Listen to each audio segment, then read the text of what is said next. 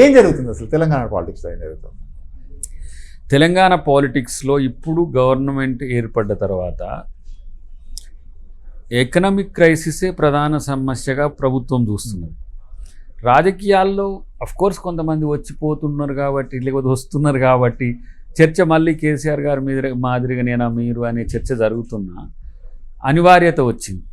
అది బీజేపీ కేంద్రంలో ఇంకా ఉండడం వల్ల. సమస్య ఏంటంటే వాళ్ళు 10 ప్రభుత్వాలను ఏ విధంగా చేసిండ్రో అదే విధంగా చేస్తామని వాళ్ళే నేరుగా పెద్ద నాయకత్వమే, ఎవరో మామూలు ఏం జరుగుతుందని, ఏం జరిగే అవకాశం ఉందని వాళ్ళు ఏమైనా చేయగలరు అంటే హౌ ఎట్లా ఏమైనా మనకు ప్రజాబలం ఉంది, కావాల్సినంత మంది ఎమ్మెల్యేలు ఉన్నారు, ప్రజాబలంతో గెలిచిన ప్రభుత్వం కదా. ఊరికే మధ్యప్రదేశ్లో కూడా మనకు ప్రజాబలం ఉంది, కర్ణాటకలో కూడా ప్రజాబలం ఉండే, తర్వాత గోవాలో ఉండే.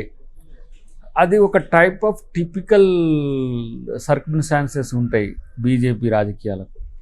సో అందుకని ముందు జాగ్రత్త చర్య అనను, కానీ నాయకుడిగా కేసీఆర్ గారు కూడా బలహీనపడుతున్నాడేమో. ఒకసారి మీరు కూడా ఆలోచించండి. నేను ఆలోచించే దాంట్లో నాకు అనిపించింది కేసీఆర్ నేను ఆశాంతం ఒక 10 years పాటు, 6 years పాటు వ్యక్తిగతంగా కూడా కలిసి ఉన్నాం, కానీ బలంగా కనిపించట్లేడు. ఒకటి బలహీనపడ్డప్పుడు తను ఎందుకో బలహీనంగానే ఉంటాడు. అప్పుడు కూడా 10 seats వచ్చినప్పుడు కూడా ఎవ్వరు లేరు, ఎవరు రారు అనే ఒక దృష్టికోణం నుంచి మళ్ళీ రివోక్ అయింది. కానీ ఇప్పుడు తను ఎందుకో నిర్ణయాల్లో సమర్థవంతమైన నిర్ణయాలు తీసుకోకపోవడమా, నిర్వేదమా తెలియదు. సంథింగ్ ఎవరు కూడా పెద్ద పెద్ద నాయకులు కూడా తనతో ఉన్న వాళ్ళు కూడా ఉండడానికి ఇష్టపడకుండా బయటకు వచ్చే పరిస్థితి వస్తున్నదంటేనే ఆలోచించాలి. ఎవరు పెద్ద నాయకులు ఎవరు వచ్చారు? పోచారం లాంటి కొడుకు కోసం వచ్చాడు, ఆబ్వియస్ 100% కొడుకు కోసం. మేబీ వాట్ ఎవర్, ఆయన అక్కడ ఉండి కొడుకుని ఇక్కడికి పంపించవచ్చు కదా. అది ఏం చేశారో చూసాక డిఎస్ని పెట్టుకొని, డిఎస్ని మీ దగ్గర పెట్టుకొని బట్ ఆయనని ఇప్పుడు దానం నాగేంద్ర గారు వచ్చింది, ఆయన కూడా పెద్ద నాయకుడే కదా. కేకే గారు వచ్చిండ్రు ఫర్ ఎగ్జాంపుల్. అంటే కేకే గారు అక్కడ ఉన్నా కూడా రాజ్యసభ అట్నే ఉంటుంది తనకు. కానీ ఎవరైతే పూర్వం కాంగ్రెస్ పార్టీలో ఉన్నారో వాళ్ళకి ఎప్పుడు పుట్టింటికి అన్నట్టే ఉన్నది. నేను చూస్తున్నా కదా, డిఎస్ గారు ఒక దగ్గర ఎప్పుడు ఢిల్లీలో కలిసినప్పుడు తొందరలో రావాలి నేను అన్నాడు. ఒక 3 months తర్వాత సీన్ కట్ చేస్తే సోనియా గాంధీ గారితో మాట్లాడము, నేను ఒకవేళ చనిపోతే నా మీద 3 రంగుల జెండానే ఉండాలని. ఆయనకేం తక్కువ లేదు, అక్కడ కూడా ఆయనకు గౌరవం ఇచ్చిండు కేసీఆర్ గారి. కానీ వాళ్ళ ఫీల్ చూస్తే వాళ్ళు కల్ట్ కాంగ్రెస్ కదా. ఇప్పుడు కేకే గారు కూడా మొన్న నేను ఇద్దరం కలిసే వచ్చిన ఫ్లైట్లో కలిసినప్పుడు చూసి అంటాడు, ఇటు మా ఇంటికి వచ్చినట్టే ఉన్నది. నేనేం కేసీఆర్ని వ్యతిరేకించట్లేను, కేసీఆర్ని దూషించాను, కేసీఆర్ నాకేదో చెడు చేసిందని నేను చెప్పా. బట్ నా ఎండ్ లైఫ్ విత్ కాంగ్రెస్ అనేది నా నీడెడ్ అనేది. అధికారం వచ్చింది కాబట్టి ఎండ్ లైఫ్ విత్ కాంగ్రెస్ అంటున్నారు. అధికారం రాకపోయింటే my end life with maybe నేనేమంటే ఒక మాట, నువ్వు అంటే మనం బియాండ్ ది పాలిటిక్స్ మాట్లాడుకుంటే ఎవరు విధానాల మీద, సిద్ధాంతాల మీద, రాజకీయాలకు కట్టుబడి ఉండే నాయకత్వం ఈ రోజుల్లో ఉంటుందా? ఇప్పుడు దయాకర్ ఎందుకు స్పెషల్ పీస్ అయిండు?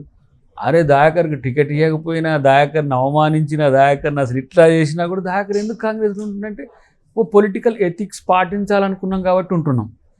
పోనీ పవర్ వచ్చిన తర్వాత పోలేదు అని అంటే కాదు, పవర్ వస్తుందో రాదో అనేటప్పుడు నేను మీమాంసతో లేను. ఆడ 119 తుంగతుర్తి 96 తుంగతుర్తి అద్దంకి దయాకర్ ప్లేస్లో మందుల స్వామిలు వచ్చింది. బట్ నేను చాలా డెమోక్రటిక్గా, చాలా జోవియల్గానే ఆ వీడియో కూడా పెట్టడం జరిగింది. ఎందుకంటే రాజకీయాలు నేను కాంగ్రెస్ పార్టీతో ఎంచుకున్నా కాబట్టి, కాంగ్రెస్ పార్టీ ఆలోచన విధానం నాకు దగ్గర ఉంటుంది కాబట్టి. నేను కాంగ్రెస్ నేమ్ కాదు, మై డాడ్ విత్ సిపిఎం.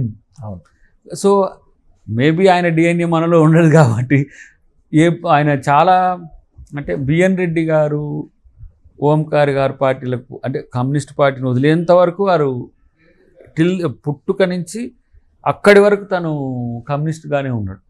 ఎప్పుడు బిఎన్ రెడ్డి గారిని కొంత అటు ఇటు చేసి ఆయన పార్టీలు వెళ్ళగొట్టిండు, అప్పుడు కాంగ్రెస్ పార్టీకి ఫేవర్ అయ్యిండు. లాస్ట్ మీన్స్ ఒక 2-3 years ఆయన ఒక 78 yearsలో ఒక 2 years కాంగ్రెస్ ఫేవర్గా ఉన్నాడు. ఇంకా పార్టీలు ఏం తిరగలేదు. కానీ ఇక ఈయన బిఎన్ రెడ్డి గారిని ఇంత పెద్ద తెలంగాణ సాయుధ పోరాట యోధున్నే ఇట్లా చేసినాక ఏం పార్టీ అన్నట్టుగా అట్లా కొంత కోపం ఉండే ఆయన. సో నేను నా పొలిటికల్ లైఫ్లో కమ్యూనిస్ట్ కొడుకును, కానీ నా రాజకీయం ఓన్లీ కాంగ్రెస్తోనే. కోర్స్ జేఏసీలో ఉన్నప్పుడు టీఆర్ఎస్తో సాఖ్యతతో పని చేయాల్సి వస్తుంది అప్పుడు. బీజేపీతో పని చేయాల్సి అనుకూలంగా ఉన్నాం. సుష్మా స్వరాజ్ గారు కానీ, రాజ్నాథ్ సింగ్ గారు కానీ, జవదేకర్ గారు కానీ, కిషన్ రెడ్డి గారు ఎన్ని మీటింగ్లకు పోయినాం, వాళ్ళ యాత్రలకు పోయినాం, న్యూ డెమోక్రసీ వాళ్ళ మీటింగ్లకు పోయినాం, సిపిఐ మీటింగ్లకు పోయినాం. అదేమో జేఎస్ జాయింట్ యాక్షన్ కమిటీలో భాగంగా అందరితో కలిసి ఉన్నాం.